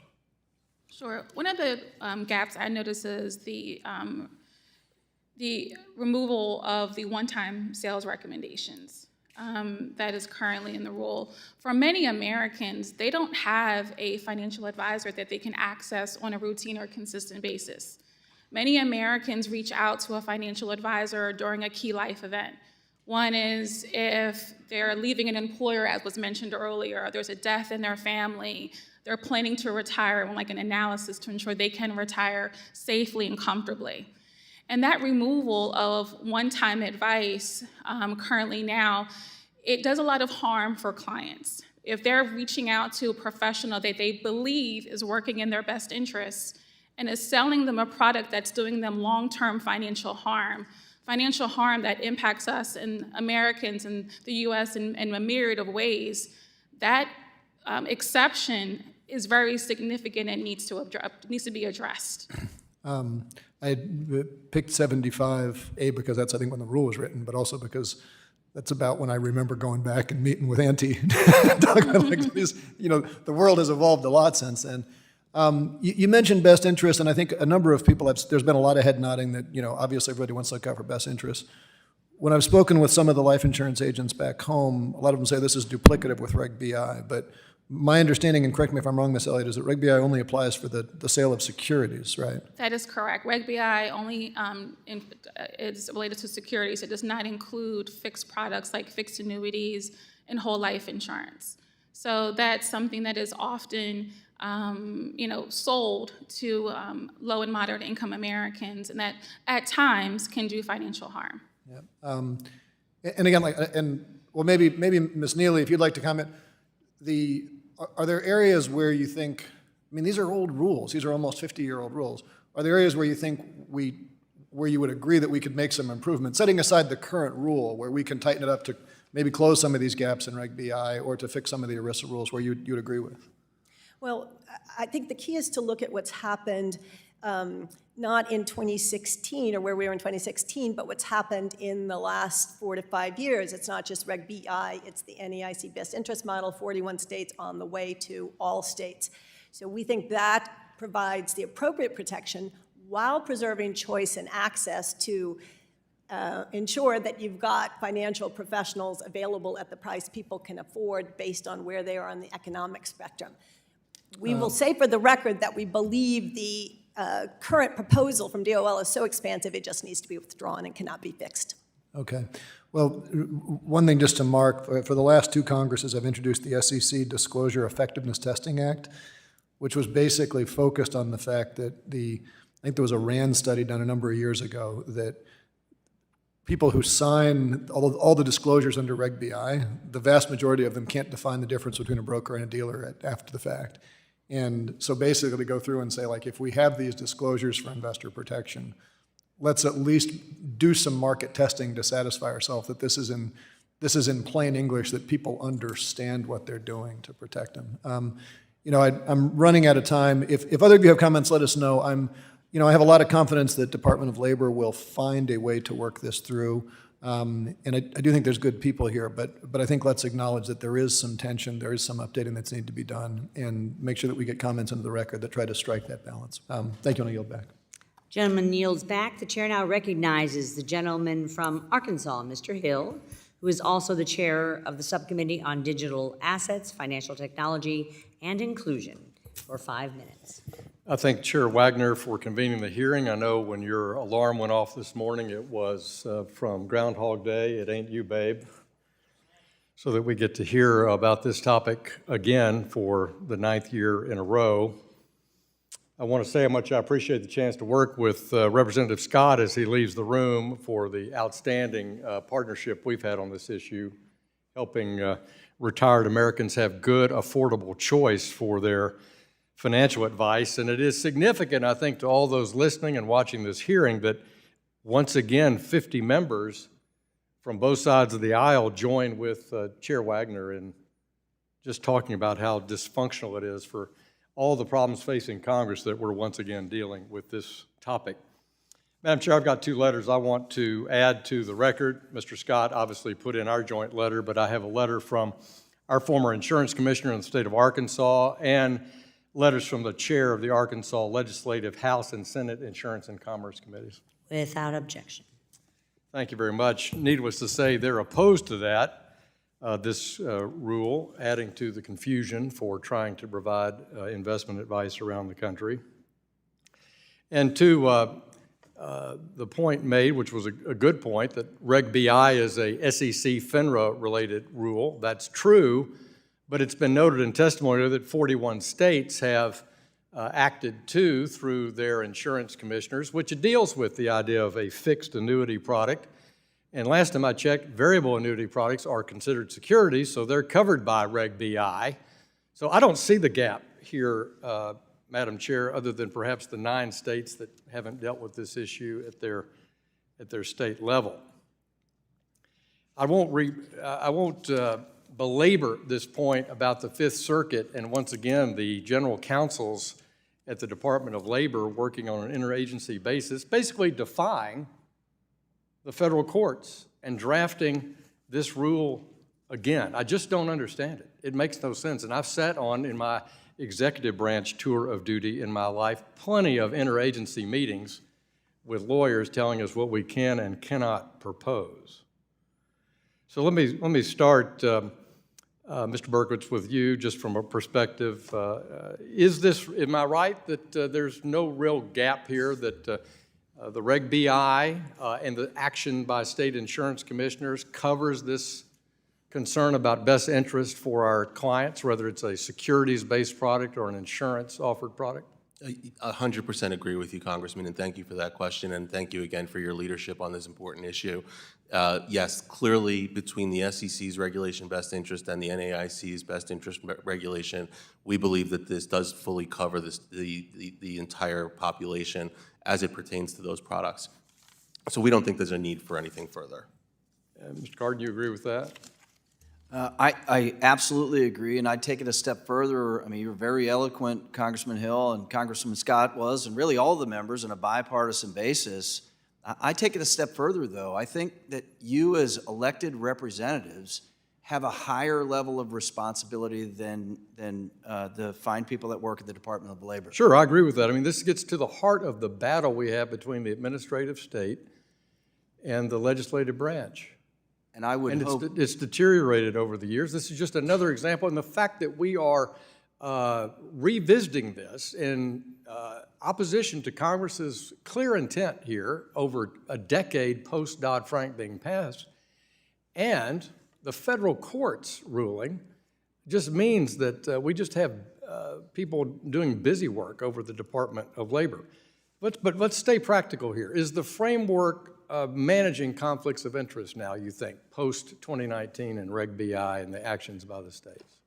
the framework is working. We have to let it work. And I would take a step further and say, I think the bipartisan will of 50 members and majorities of both houses of Congress should defund the department's ability to implement this rule. I'm gonna use my final time in conclusion. Everybody's been telling a story today, so I'll tell one. I've been registered in the investment business since 1986, obviously not registered now that I'm in Congress, and I grew up in a family of a mom and pop shop that helped families with their investments, and my dad died last October. He was 96 years old. And he said the most affordable thing for a retired person with savings is, obviously, to not take a fee every quarter. And so he was a great voice for 50 years in my life, rejecting fee-based management. He wanted it commission-based because once he got his investments squared away, he wanted to leave them alone. So I yield back, Madam Chair. Gentleman yields back. And yes, not quite Groundhog's Day this morning when the alarm went off, but as I said earlier, another bite at the same rotten apple. So the chair now recognizes the gentleman from Missouri, Mr. Cleaver, for 5 minutes. Thank you, Madam Chair. We've had a lot of time at home over the last couple of weeks, and most of us spend that time with constituents trying to get caught up on how they are thinking. I have a long-standing relationship with the AFL-CIO, the local president, and I'd like to focus on a letter sent to the administration and forwarded to me by the AFL-CIO. This is an organization that representing 60 national and international labor unions that jointly represent a whopping 12.5 million people. And the AFL-CIO, as many of you probably know, would think, they support the proposed rule in full. I clearly understand that the overarching goal of labor is to achieve a better life for working people, including making sure that the workers have a financially secure retirement. Now, these are people that are teachers and miners and firefighters and farm workers and bankers, like my colleague, and engineers. And so I try to take everybody's feedback very seriously.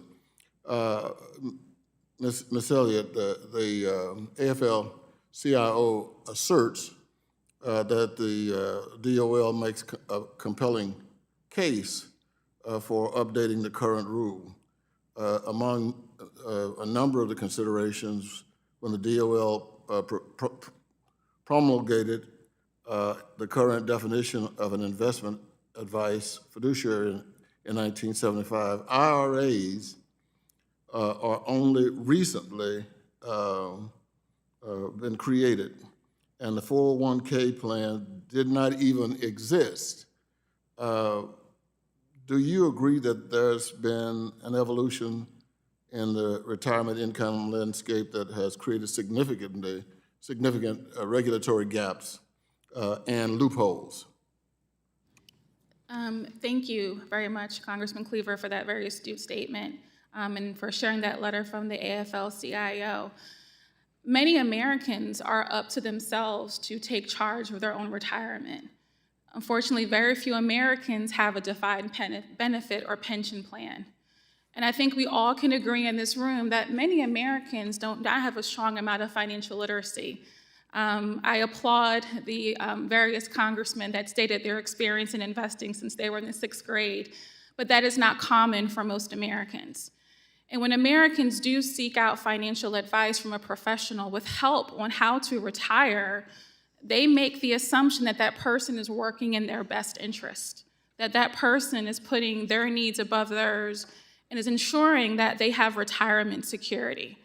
And so I think that landscape has changed, and I think that how we go about creating rules and laws to ensure that we're protecting all Americans, not just wealthy Americans with best interest, is really important to help support low and middle income American savers.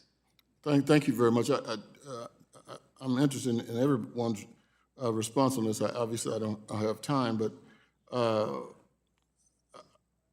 I'm wondering if you agree that most American workers and retirees have not acquired an expertise that is required for sound investment, and so they turn to professionals.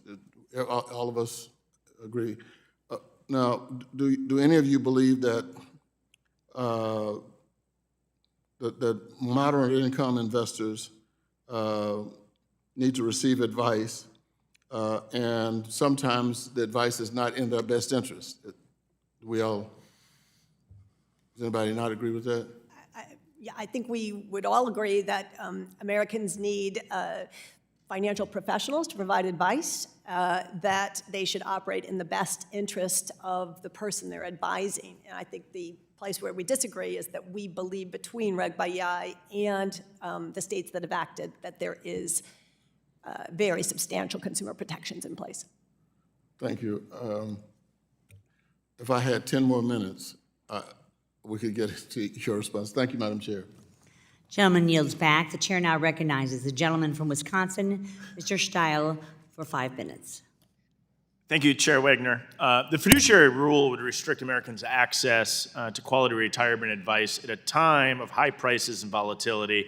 It would harm retirement savings, and the risk here isn't just theoretical. In response to the 2016 rule, companies began to take the very steps we're warned about today, raising minimum account sizes, reducing face-to-face support, and cutting offerings. And making matters worse, the Biden administration is committed to fast-tracking this rule, ignoring public input, and likely, in my opinion, violating the law in the process.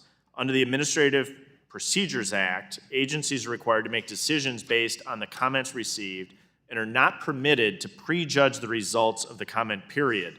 This is exactly what seems to be occurring. President Biden openly endorsed the fiduciary proposal exactly as proposed on the day it was proposed. He's effectively prejudged the outcome of the process. Showing further disregard for stakeholder input, DOL refused to extend the comment period beyond a mere 60 days. The Department of Labor has said that they've heard the industry's arguments before and really don't need to hear more. And to make matters worse, the comment period was carefully placed during the height of the holiday season, and the hearing was held before comments were finished. Again, this is an agency action to achieve a predetermined outcome that treats the core requirements of the APA as formalities. This should not be partisan. 8 Democratic senators made the same arguments in a letter just last month, arguing that the flawed process is inviting legal challenges. If I can start with you, Mr. Campbell, and I'll come to you, Mr. Berkowitz. Do you share my concerns about the process in which DOL has pushed this rule forward? And is the rulemaking process differed from more normal rulemakings in the past? Start with you, Mr. Campbell. Yes, sir, it does absolutely differ. And I do think the process is not compliant with the Administrative Procedure Act. In particular, holding the administrative hearing in the middle of the comment period denied a meaningful opportunity to comment on the rule. Have you seen that before, where they've held that in the middle of a comment period, or did that seem rushed to you? I have never seen that before by any agency, much less the department. What would be the purpose of that? Presumably to rush the process by not waiting until after the 60 days expire to then have 2 days of hearing. So an attempt to drive a predetermined result? That's the only rationale I can conceive of for why they would do it that way. Did it make it Because otherwise more difficult for these comments to come to fruition, to be able to get thoughtful input due to the timeline, not just the mere 60 days, but also putting that during the holiday season and then jamming in the hearing during that process?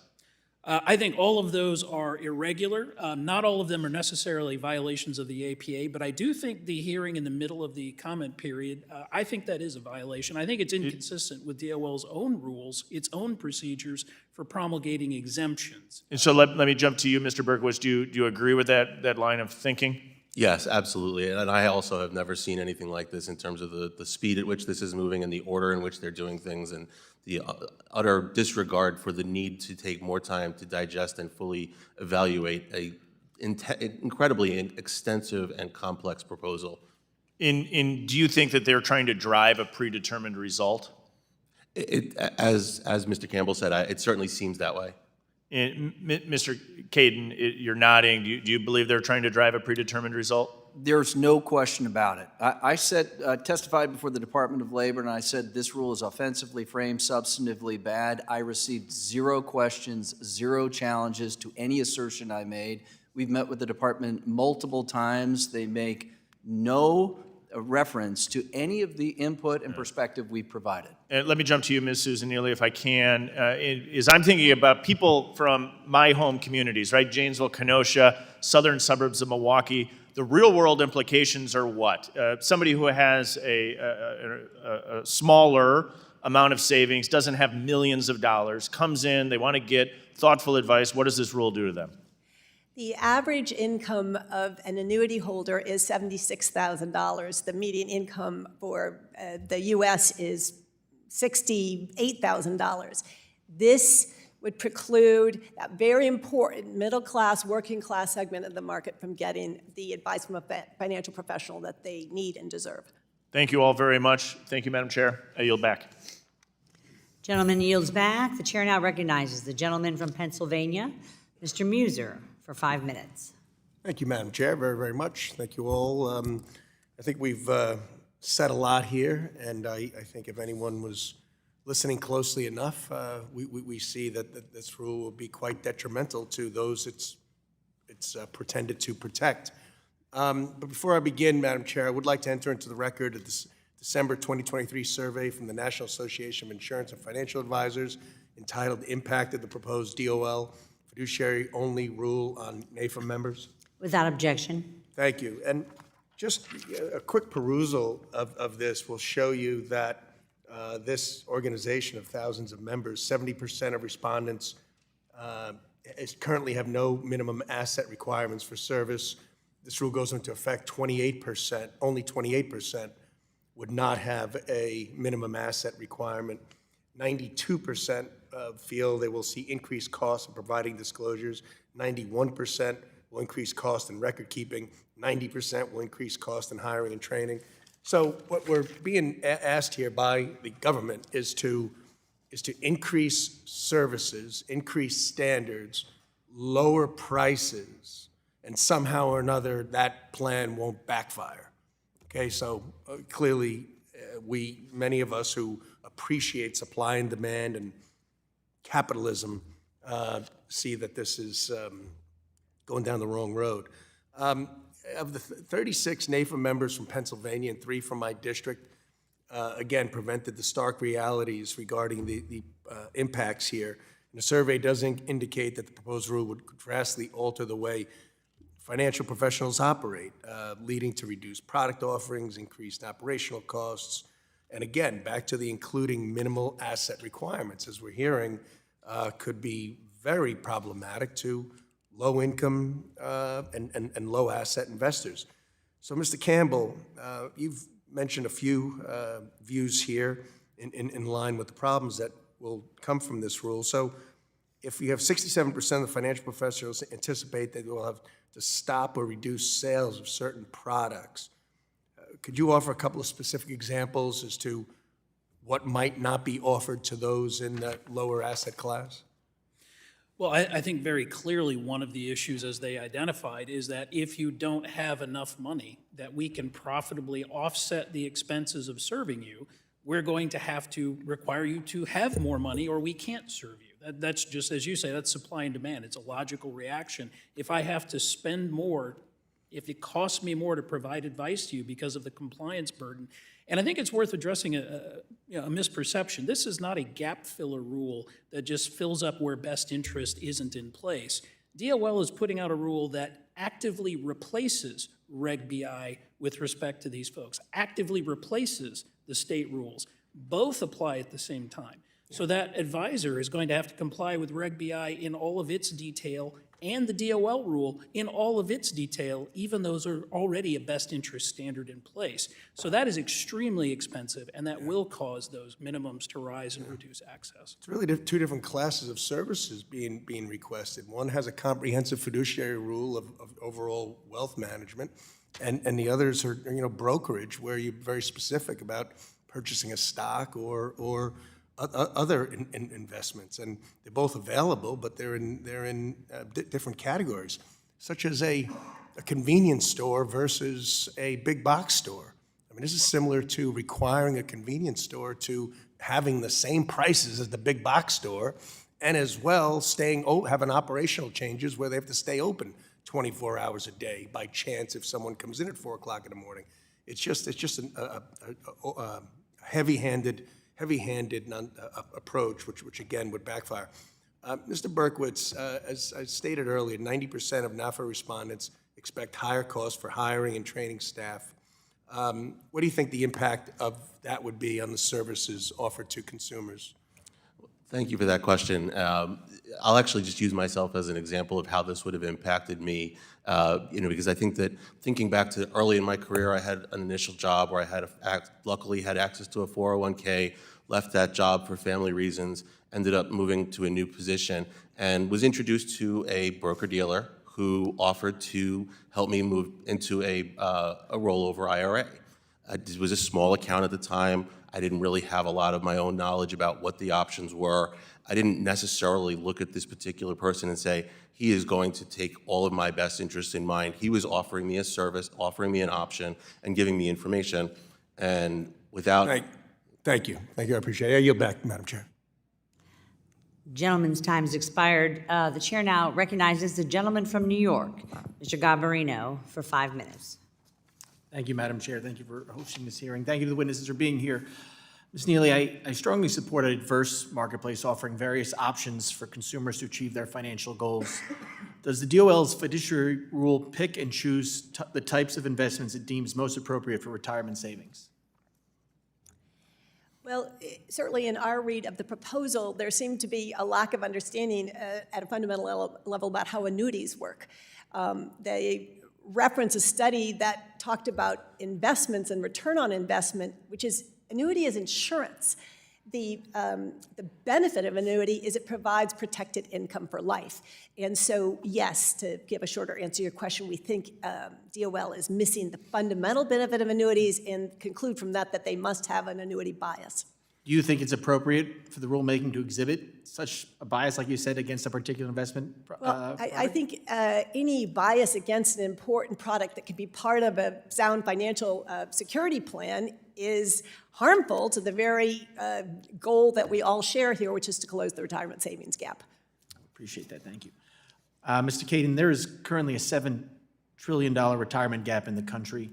In response, Congress made strides to help close this gap through Secure and Secure 2.0. Can you discuss how this new proposal will affect retirement savers and the advancements that Congress has made in recent years? I don't think there's any question that if the Department of Labor is allowed to go forward, it will actively thwart the bipartisan will of Congress. You've worked really hard in a bipartisan way to bring people together, get people more access to savings, to provide safe harbor rules for annuities, to provide to provide illustrations. The Secure 1 and Secure 2 are land-breaking pieces of legislation, and if Department of Labor is allowed to go forward, it will actively undercut those efforts. Can you, so many of the financial professionals, I met with them, are small businesses. How do you think this will affect those small business operations, this rule? I think they will stop offering advice. As the NAFA's done some tremendous work here. We work closely with them, as the NAFA survey clearly shows that they're going to have to impose minimums. They're going to hire staff to help manage these accounts. That'll reduce the time they spend educating clients. And the net result of that is that millions of Americans are going to lose access to financial advice that they need. And as Ms. Neely just said, it appears that this rule is really targeting annuities. And they're often criticized as expensive and overly complex. But I don't think this could be further from the truth. In an effort to clear the air, given the administration's recent rhetoric on the usefulness of annuities, can you please explain how annuities are the same or different from investments in securities? Ernst & Young says that if a consumer has permanent life insurance investments and annuities, they get better outcomes because the insurance, as Susan said, annuities provide guarantees. They are insurance products that are not subject to market risk in the same way that equities and bonds are. So they work in a complementary fashion and should be encouraged, not discouraged. And I think it's not just that the Department of Labor is targeting a product.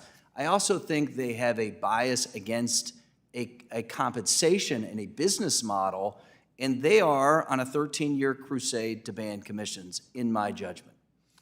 I have to say, as someone who was in private practice as an attorney before I got to Congress, who dealt with elder law care and estates, I personally saw the benefits to my clients that annuities gave. So I think that this rule could do a lot of damage. I have some time left. Ms. Elliott, does your firm offer life insurance or other types of guaranteed lifetime income products? Yes, our firm does offer life insurance and guaranteed income products. And one thing I want to make sure Well, I just want to ask, because I only have a couple of times, and you get commission on that. that is correct, Okay. yes. And I see on your website that your firm offers financial planning services fees that start at $4,500 for individuals, $6,500 for couples, and $10,000 for small businesses. And if you have an asset under management fee schedule for accounts up to $500,000 of 1.2%. So over a decade, that would be 12% deducted from your customer's account. So my question is, how does that compare to commissions paid by an insurer for the sale of an annuity? That's a great question. So with that AUM fee, we offer holistic financial planning. We do a retirement plan for our clients. We do budgeting. We do education planning and analysis. We help our clients with major financial decisions in their life. So one thing that's really important is ours is not a one-time transaction. We are speaking to our clients on a consistent basis. I'm out of time. Madam Chair, I yield back. Gentleman yields back. The chair now recognizes the gentleman from New York, Mr. Lawler, for 5 minutes. Thank you, Madam Chairwoman, and thank you to our witnesses for being here and helping address our concerns on this important topic. I know my colleagues have raised a lot of different concerns here, but I'd like to turn back for a moment to the core of the decision to pursue this proposal. The proposal we are discussing today is strikingly similar to the failed 2015 DOL Fiduciary proposal. But there are some key differences between 2015 and today. Most notably, the SEC finalized Regulation Best Interest, which requires broker-dealers to only recommend financial products to their customers that are in their customers' best interest. Furthermore, 43 state insurance divisions have adopted a similar best interest standard established by the NAIC. And lastly, we have a Fifth Circuit ruling that states the DOL overstepped its statutory authority when it proposed the 2015 rule. Mr. Campbell, given these factors, do you think that the recent DOL proposal is necessary? I would argue it's absolutely unnecessary. I would also argue that it is not consistent with the Fifth Circuit and needs to be withdrawn. Considering the Fifth Circuit ruled the 2015 proposal was outside the statutory authority of the DOL, do you believe the recent DOL proposal is outside the statutory authority of the DOL?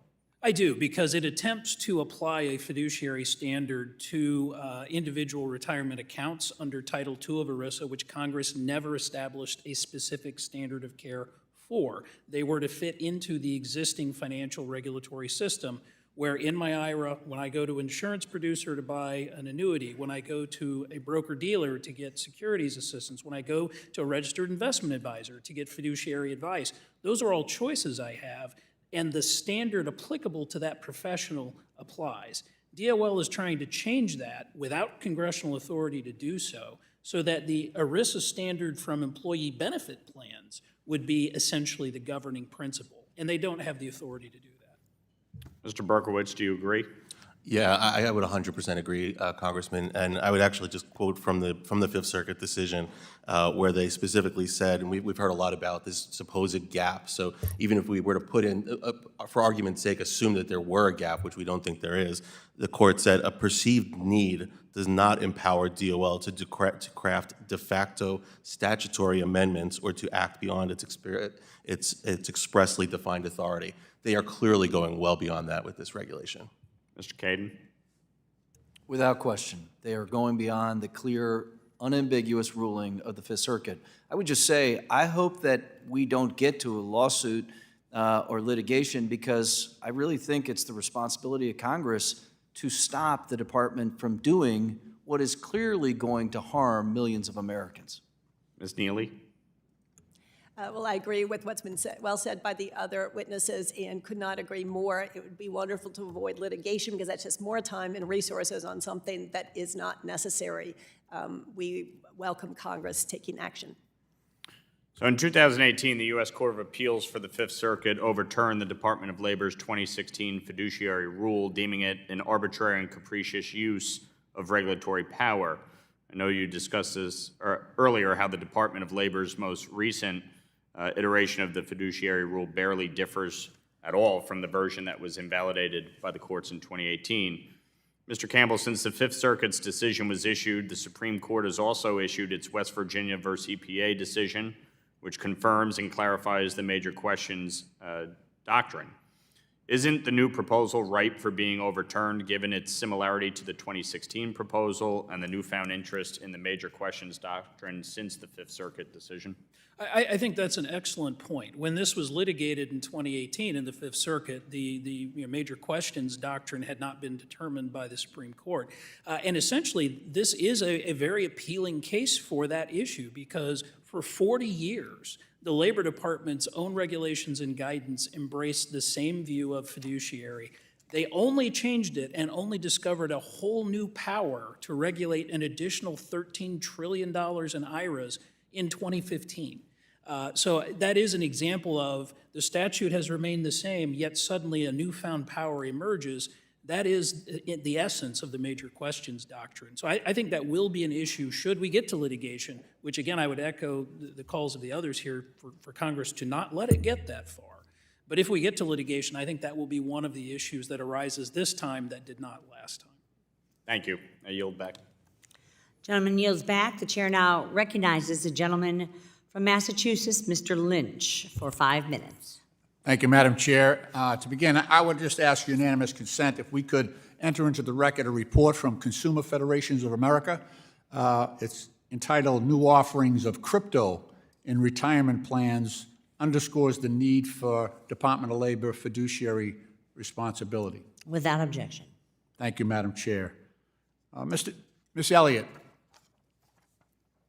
I'm a former trustee for a union pension plan, so I've got a little bit of a bias on this, but according to a recent survey conducted by Consumer Federation of America Institute, 94% of state and government pension plans sponsors indicated that they invest in cryptocurrencies, and so do about 62% of corporate defined plans and 48%, defined benefit plans, and 48% of corporate defined contribution plans. Now apparently you can even roll over your traditional IRA or your 401k into a Bitcoin IRA. In a recent analysis, the CFA, the Consumer Federation of America, warns that, quote, the unique features and risks of the crypto market would make it challenging for even those with specialized expertise in crypto markets to make diligent and prudent decisions about offering these assets to retirement savers, specifically to retirement savers. As a result, employers who sponsor retirement plans are going to rely to much of their extent on professional financial advisors in deciding whether to offer crypto assets to their workers. Considering the unique challenges, and you know, we all saw FTX explode. I believe the Canadian Teachers Union lost about $95 million when that exploded, and we saw, actually on the subcommittee on digital currencies, we saw that FTX, just before they crashed and burned, they were soliciting individual IRA holders and trying to get small investors to invest in their crypto. Considering the types of decisions that maybe even experts are going to have difficulty with, can you talk a little bit about the challenges that the average vulnerable investor might have? Thank you for the question. And I think it's an important question where we're not against any specific product. I'm not against annuities. I'm not against life insurance. I have life insurance. I'm not against crypto. I think the important conversation here is when you recommend these products, are you doing so in the client's best interest, right? Are you asking the client about their risk tolerance, their time horizon? You know, what is their financial knowledge and awareness of the product that you're recommending? And I think what you just shared with us, Congressman Lynch, about cryptocurrency and the opaqueness and newness of this new security does create some issues and can be troubling.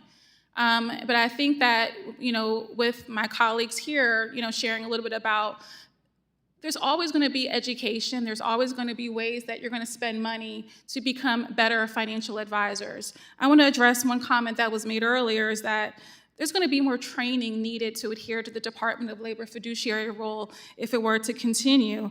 But I think any training that helps your financial professionals act in the best interest of clients is a worthwhile investment. What else are you spending your money on? So I think that, you know, your comment is really well taken in understanding that we really want to make sure that financial professionals are astute, are helping their clients, and are doing so for retirement security. I have one more question. So a lot of asset managers are now using AI. They're using artificial intelligence to help them make investment decisions. The problem is that some of the deep learning AI have problems with explainability. In other words, they'll recommend you do something, but there's no reasoning behind it. Mm-hmm. So I don't know, it creates a quandary where if my asset manager loses all my money, I would like an explanation, but I'm not sure they'd be equipped to deliver that. That's correct. You know, one thing I always state when working with my clients is that if I can't tell you the why and the benefit for you, I should not be recommending it. Yeah. I yield back, Madam Chair. Thank you. The gentleman yields back. I'd like to take this time to thank our witnesses for their testimony here today. Without objection, all members will have 5 legislative days within which to submit additional written questions for the witnesses to the chair, which will be forwarded to the witnesses for their response. I ask our witnesses to please respond as promptly as you are able. This hearing is now adjourned.